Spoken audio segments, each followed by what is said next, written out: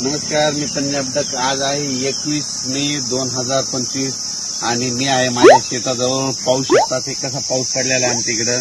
म्हणजे जवळपास 10 दिवस झालं सारखा पाऊस चालू. हे वडे आले आमचे बांध फुटले. 10 दिवसापासून आमच्या शेतामध्ये वापसा नाही आणि या ठिकाणून परत महाराष्ट्रातल्या शेतकऱ्यांना अंदाज देणार आहे. राज्यातल्या सर्व शेतकऱ्यांना सांगू इच्छितो की आज 21 मे, आज पण 21 मेला दुपारी 3च्या नंतर राज्यात पुन्हा जोरदार पाऊस पडणार आहे. म्हणून हा अंदाज म्हणजे हा पाऊस 25 तारखेपर्यंत खूप पडणार आहे. त्याच्यानंतर 26, 27, 28, 29, 30ला थोडा कमी प्रमाणात होईल. पण त्याच्यानंतर म्हणजे सांगायचं झालं 30 मे पर्यंत असा थोडा भाग बदलत पाऊस पडणार आहे.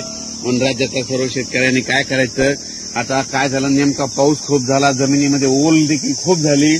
पण काय झालं, शेतकऱ्यांचं शेतच दुरुस्त नसल्यामुळं अडचणी येत आहेत. म्हणून राज्यातल्या सर्व शेतकऱ्यांना सांगू इच्छितो की तुम्ही काय करा, जशी वेळ भेटेल तसं काय करा, तुम्ही तुमचे शेत दुरुस्त करा.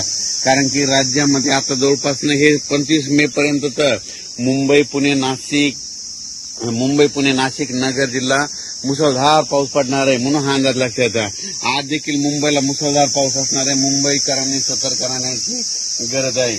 म्हणून हा अंदाज लक्षात आहे. आणि राज्यात मात्र दररोज 2-2 दिवस प्रत्येक ठिकाणी मुक्काम करत हा पाऊस संपूर्ण राज्यावर पडणार आहे. विदर्भात पडणार आहे, पूर्व विदर्भात पडणार आहे, मराठवाड्यात पडणार आहे, पश्चिम महाराष्ट्र, उत्तर महाराष्ट्र, दक्षिण महाराष्ट्र, कोल्हापूर इकडे सगळीकडेच पडणार आहे. म्हणून हा अंदाज लक्षात येतात. म्हणजे सांगायचं झालं तर 25 मे पर्यंत खूप जोराचा पाऊस असणार आहे. ओढे नाले वाहणारा पाऊस असणार आहे. त्याच्यामध्ये वाऱ्याचं प्रमाण जास्त असणार आहे. म्हणून आणखीन एक खास करून, कारण की या पावसामध्ये सर्व माझ्या शेतकऱ्याला एक विनंती आहे की तुम्ही काय करा, तुमची ह्या 25 मे पर्यंत तुमची जनावरे असे झाडाखाली बांधू नका.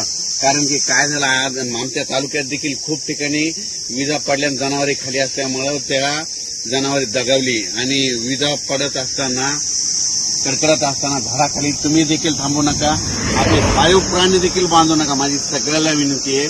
कारण की म्हणजे काय झालं, महाराष्ट्रभर बघितलं तर विजेमुळे खूप शेतकऱ्यांचं पशुधनाचं खूप नुकसान झालं.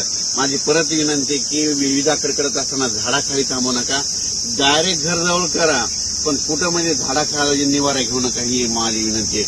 आणि राज्यातल्या सर्व शेतकऱ्याला सांगू इच्छितो की म्हणजे तुम्ही काय करा, 30 मे पर्यंत तुम्ही तुमचे कामं आटपून घ्या. त्याच्यानंतर काय होणार आहे, परत वातावरण तयार होणार आहे आणि यावर्षी लवकर पेरणी करण्याचा चान्स आहे. म्हणजे सांगायचं झालं तर जूनच्या दुसऱ्या आठवड्यात चांगली पेरणी लागेल. आणि कारण की तोपर्यंत 30 मे पर्यंत पाऊस असल्यामुळे हे शेत दुरुस्त होणार नाही. कारण तुम्हाला मग दुरुस्त करण्यासाठी 1, 2, 3 जूनला ऊन वाढणार आहे.